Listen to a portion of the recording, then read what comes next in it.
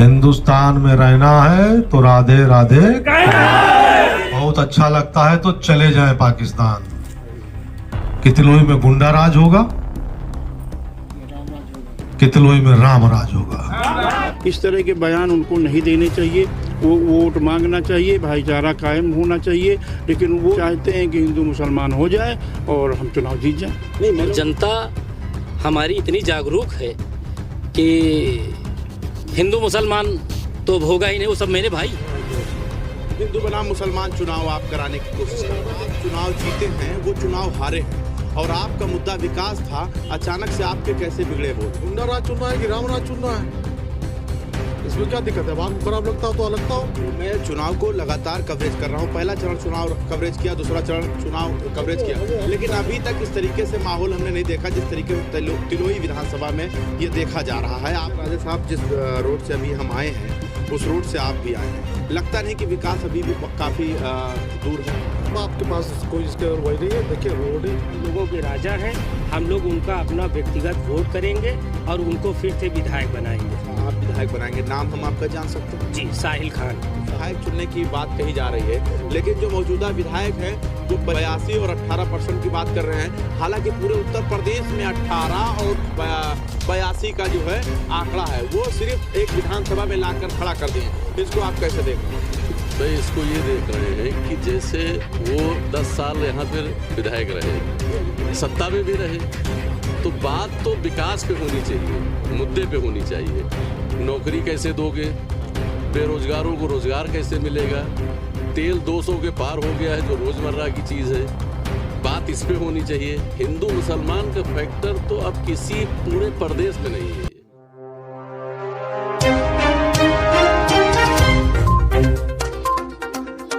नमस्कार, मेरा नाम मोहम्मद ज़ैफ है और आप देख रहे हैं 24 तक न्यूज़। चुनावी यात्रा उत्तर प्रदेश के हर जिले में हमारी पहुंच रही है। जनता के मन को टटोलने की कोशिश कर रहे हैं, और जो जनता से जुड़ी हुई सवाल है, हम उनके महबूब नेता यानी जो उम्मीदवार होते हैं उनसे हम सवाल पूछते हैं। हमारे साथ इस वक्त जो मौजूद हैं वो राजा मनकेश्वर शरण सिंह हैं, और जिस ज़िले में मैं मौजूद हूँ ये ज़िला अमेठी है और विधानसभा तिलोई है, और यहाँ पर काफ़ी दिनों से आपका दबदबा और कब्जा रहा है।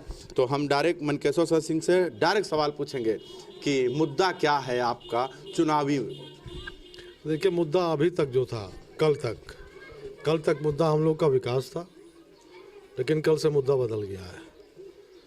कल हमारी 2 प्रचार वाहनों पे जो समाजवादी पार्टी का गुंडा यहाँ से लड़ रहा है, उसने पथराव करवाया। जो हमारे प्रचार कर रहे लोग थे उनको मारा पीटा, और अब मुझे कहने में बिल्कुल भी संकोच नहीं है। ये मैं नहीं बना रहा हूँ, ये जनता ने बना दिया है पूरा हिंदू मुस्लिम। हिंदू बनाम मुसलमान चुनाव आप कराने की कोशिश कर रहे हैं? मैं नहीं कर रहा हूँ, ये आप मेरी जबान आप नहीं ले सकते जी। मैंने ये नहीं कहा कि हिंदू मैं बना रहा हूँ, ये जनता बना रही है। अच्छा, जनता ने यह फैसला लिया है कि अब चुनाव जो होगा वह हिंदू बनाम मुसलमान होगा, विकास को एक किनारे ढकेल दिया गया। तो विकास है, अभी तक तो विकास पे ही हो रहा था, लेकिन ये बनाया किसने? बनाया समाजवादी पार्टी के जो प्रत्याशी है उन्होंने बनाया है। ये आप उनसे पूछे जाके कि उन्होंने क्यों बनाया, क्यों पथराव कराया, हमारे प्रचार वाहनों पे क्यों पथराव कराया। अभी आज की तारीख में ना तो वो विधायक हैं, 6 चुनाव लड़ चुके हैं, 6 चुनाव हार चुके हैं, आज तक कभी विधायक नहीं बन पाए, सत्ता में नहीं है, तब इस तरह के गुंडे ही करेंगे। और अगर कहीं सत्ता मिल गई और अगर कहीं विधायक बन गए तो किस प्रकार के गुंडे ही करेंगे? यही चीज़ हम जानना चाहते हैं विधायक जी, कि आप चुनाव जीते हैं, वो चुनाव हारे हैं, और आपका मुद्दा विकास था। अचानक से आपके कैसे बिगड़े बोल? मेरे बिगड़े बोल नहीं है, मेरे बोल बिल्कुल सही है। आप इसको बिगड़ा मानते हो, हर आदमी का अपना लोकतंत्र, हर आदमी का अपनी सोच है, आपकी अपनी सोच है, मेरी अपनी सोच है। तो अब सभी जितनी जनता उनके पास जाके हिंदू और हम बता रहे हैं उनको, हम उनको ये बता रहे हैं कि हमारी गाड़ी पे पथराव हुआ, फैसला जनता ले कि उनको गुंडे को चुनना है, गुंडा राज चुनना है कि राम राज चुनना है। इसमें क्या दिक्कत है? अब आपको खराब लगता हो तो लगता हो, मुझे तो ये अच्छा लगता है, हमारी जनता को अच्छा लग रहा है। नहीं, अभी आप कह रहे थे लोकतंत्र में मेजॉरिटी विंस, जो मेजॉरिटी होगी, आपके कहने से कुछ नहीं होगा। आप चाहे जैसा सोचें, लेकिन जो जनता सोचती है वही सर्वोपरि है। नहीं, अभी आप मंच से कह रहे थे 20 और 80 की लड़ाई है, वो 20 हैं, 18% है, 18% है। आप 82 की बात कह रहे थे कि अब 82 एक तरफ और 18 एक तरफ। 18 वो एक तरफ ले जा रहे हैं, तो जब वो 18 ले जा सकते हैं एक तरफ, तो हम 82 एक तरफ नहीं ले जा सकते। ये तो अन्याय होगा,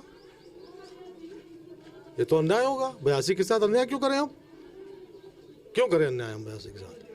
नहीं, मैं चुनाव को लगातार कवरेज कर रहा हूं। पहला चरण चुनाव कवरेज किया, दूसरा चरण चुनाव कवरेज किया, लेकिन अभी तक इस तरीके से माहौल हमने नहीं देखा जिस तरीके से तिलोई विधानसभा में ये देखा जा रहा है, आपके द्वारा या उनके द्वारा। कहाँ पे गाड़ियों पे पथराव हुआ?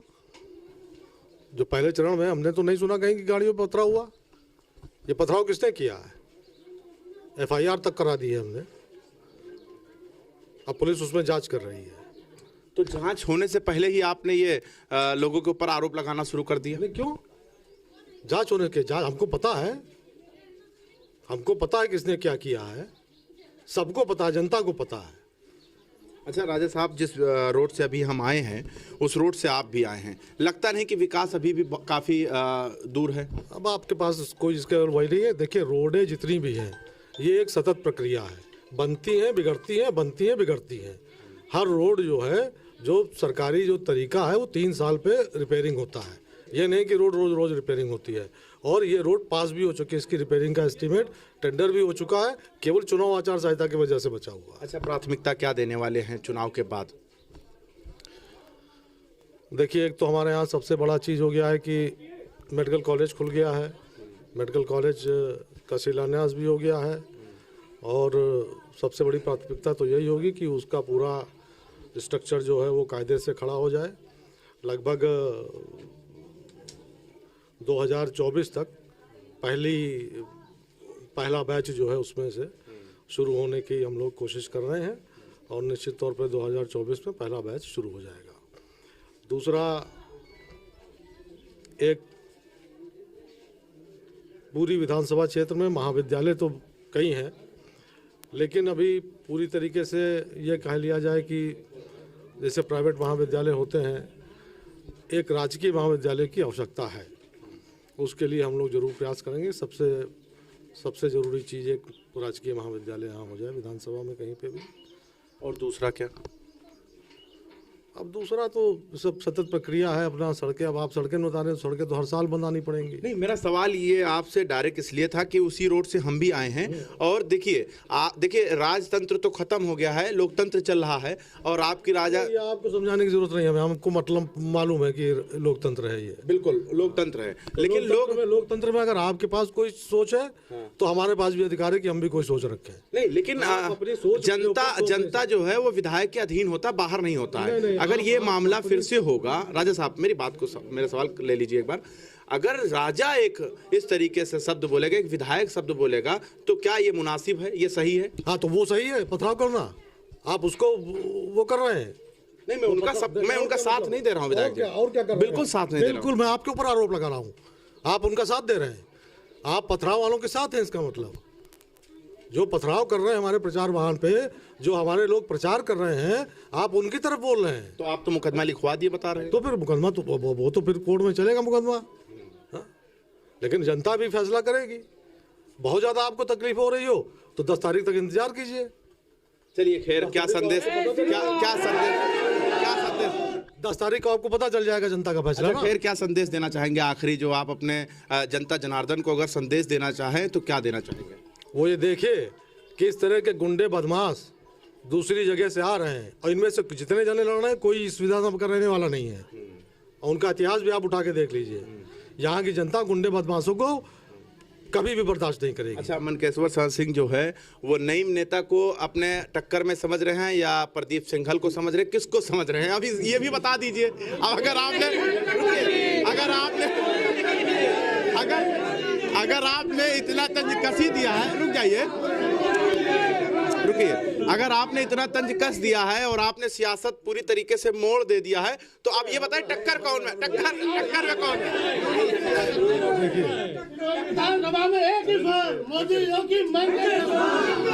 बोलिए, आप बोलिए, हम आपके मुंह से सुनना चाहते हैं। देखिए, लड़ाई किसी से नहीं है, वो दोनों आपस में लड़ रहे हैं। वो दोनों आपस में लड़ रहे हैं कि कौन सेकंड आवे। और फर्स्ट आप आ रहे हैं। 9 लाख पार। कितना पार हो रहा है आपके हिसाब से? हर बार आप जीतते हुए नजर, आंकड़ा आपका पार होता हुआ नजर, आपकी कितना आंकड़ा पार करेंगे? रुक जाइए भाई, हर बार आप आंकड़ा पार कर रहे हैं, अब की आंकड़ा कितना पार करेंगे? 10 मार्च को पता चल जाएगा। 10 मार्च को काउंटिंग है। नाई कितने बाल अब इंतजार करिए, सामने आ जाएगा।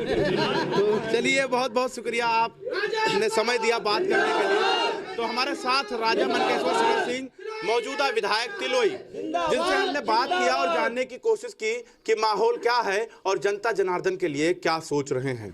जुड़े रहे हमारे साथ और देखते रहें 24 तक न्यूज। कैमरामैन चांद के साथ मैं मोहम्मद जैफ, लखनऊ।